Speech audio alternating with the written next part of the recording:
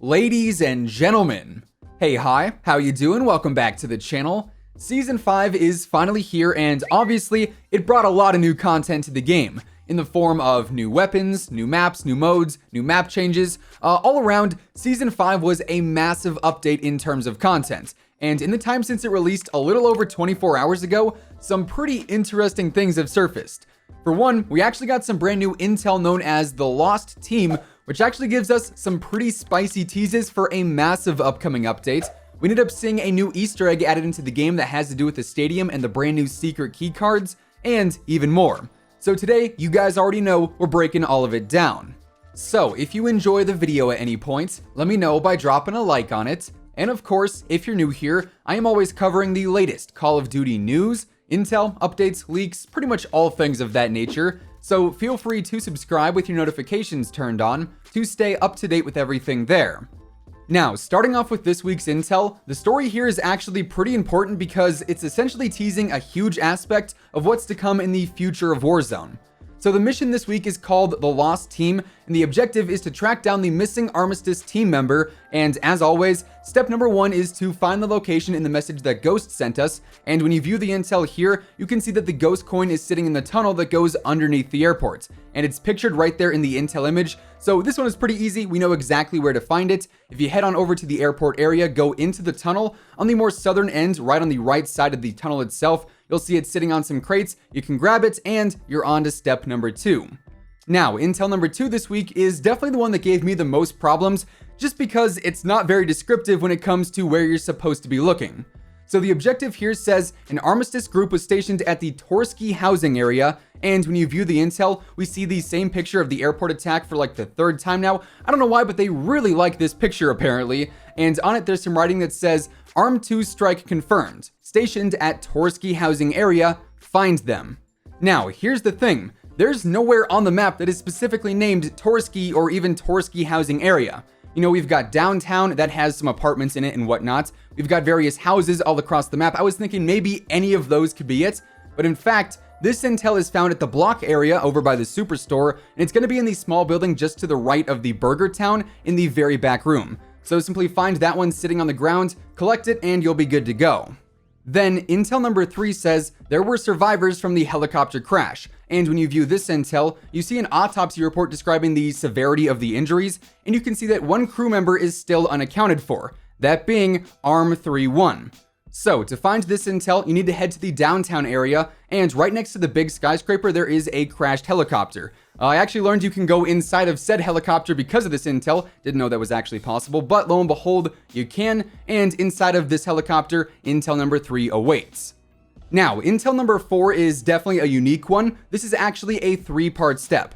As you can see, the objective here says, signal interference prevents locating the missing operator. And when you view the intel here, you can see a scrambled image that says, signal strength low, check interference comm tower south 1, comm tower south 2, and comm tower BCH4. So you actually have to check 3 different comm towers or radio towers, and you have to do them all in one game. So the first tower is going to be down on the very south end of the map. It's going to be right in between the statue where the nuke is sitting under and also the edge of port. And you actually need to go all the way up to the very top of it, and the intel will be right there. Now, you gotta remember, you cannot back out of the game. You have to do all 3 parts of this step in one match alone. So I would recommend grabbing a car or even better, a helicopter, because you still have to go to the 2 other towers as well. So tower number 2 is going to be on the very end of the Promenade West area over by the construction site. And again, this intel is located at the very top of the tower, so you do need to climb all the way up there to grab it. And then finally, tower number 3 for this step is going to be right outside of the TV station. And again, the intel is all the way up at the top, so get up there and grab it. And if you got all 3 pieces in one game, then step number 4 should be completed. Then for objective 5, you don't actually need to do any searching for this step. This is basically the end of the intel for this week. And the objective says Arm 3-1 located. And when you view this intel, you can see that Arm 3-1, the missing operator, was last located in the prison. So now it comes down to who exactly is this missing team member, who exactly is this missing operator. And going off of the leaks that we have and just the info that I guess we have in general, there are a few different options as to who this could be. First and foremost here, we gotta talk about Woods, the man, the myth, the legend, Frank Woods himself, We know for a fact that Woods was taken prisoner during his time, so the fact that this missing operator was at the prison definitely lines up there. And of course, we also know that Woods had a ton of voice lines in the game previously, so all things indicate that he could be coming to the game in the future. Now, another option here would then be Soap. We know for a fact he is the last member of the new Task Force 141 that is yet to be added into the game. Every other member of the new task force we already have as a playable character, and if it isn't Soap or Woods, then honestly, I'm not too sure. But we know that there is currently a missing operator in the game, and whenever we end up nearing the end of this intel, we should see them added in. However, the intel was not the only spicy new update that Season 5 brought to the game. Of course, the stadium got a huge update with the launch of the season, but there's even more to that as well. Inside of the stadium, actually, there are some brand new secret keycards, and actually a secret area as well on the top floor known as the boardroom or the executive offices that can only be entered via a keypad.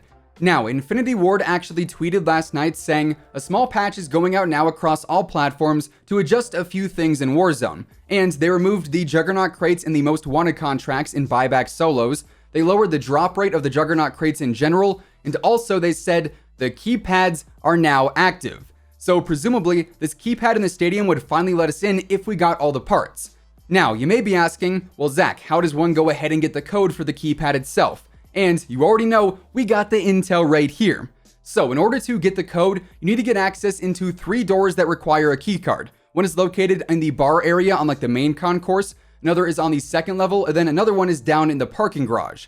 There's actually 3 key cards. One goes for one door specifically. The EL-21 card lets you into the second story room. The CL-16 card lets you into the bar room. And then the P2-16 card lets you into the parking garage room. Now, once you're inside, basically all of these rooms look the exact same. There's a few legendary crates, and you can also see a computer that you can actually interact with. And when you go ahead and press the prompt, you'll see a series of numbers and also some glyphs.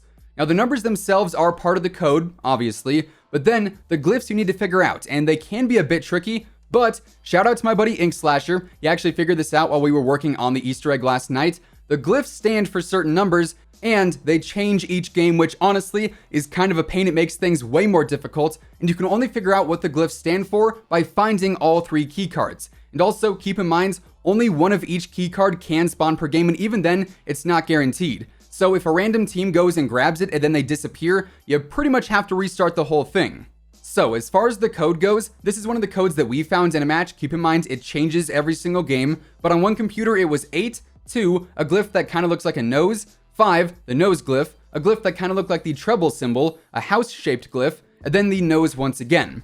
Then on another computer it was 8, 2, nose, house, nose, 3, house, nose. And then on the third computer, it was 8, 2, 7, house, nose, treble, house, and then a code reset prompt.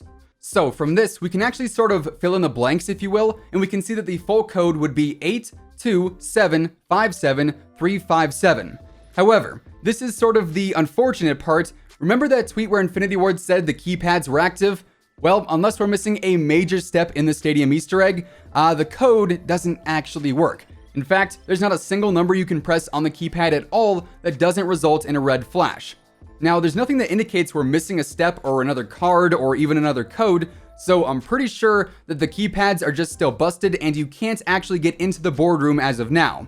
But according to Geeky Pastimes, once you actually get into the room, there's said to be a new blueprint unlock and also some fireworks, which, if that is the case, not gonna lie, this Easter egg really is not too crazy. Also, in addition to the new intel and also the new key cards, this update did end up adding the red access cards back into the game, so you can now go back into certain bunkers that have the power enabled, and you can explore those. So perhaps in the coming weeks, we're gonna see the main Easter egg pick back up and we'll be able to sort of figure out where exactly that's headed. But of course, only time will tell there. Anyways, with all of that being said, those are effectively the new secrets of Season 5, if you will, and that is going to wrap things up for today. If you guys enjoyed the video, or if you just found it helpful, let me know by dropping a like on it. And of course, if you're new here and you want to stay up to date with the latest Call of Duty news, intel, updates, leaks, and everything in between, feel free to subscribe with your notifications turned on. That way you'll always know whenever I upload a new video. As always, if you want to check out any of my partners, be sure to use code WhosImmortal on all Scuff, G Fuel, Control Freak, and Respawn products. All of those links can be found in the description below, and once again, thanks so much for tuning in. Until next time, take it easy, have an awesome rest of your day, and I'll catch you guys later. Peace out.